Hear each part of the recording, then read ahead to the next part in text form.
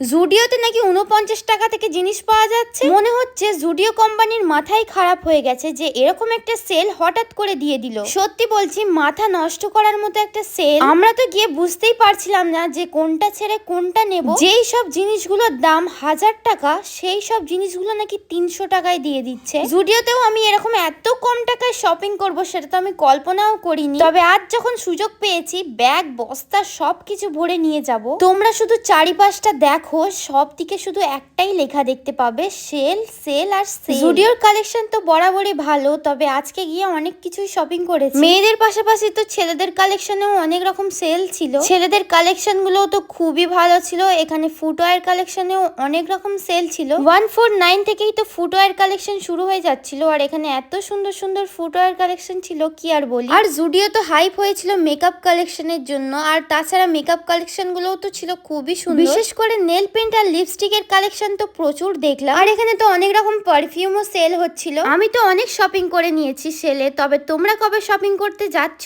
আর তাড়াতাড়ি যেও, কারণ সেল বেশি দিন থাকবে না। তবে আজকের মতো আসি, দেখা হচ্ছে নতুন কোনো ভিডিওতে। বাই।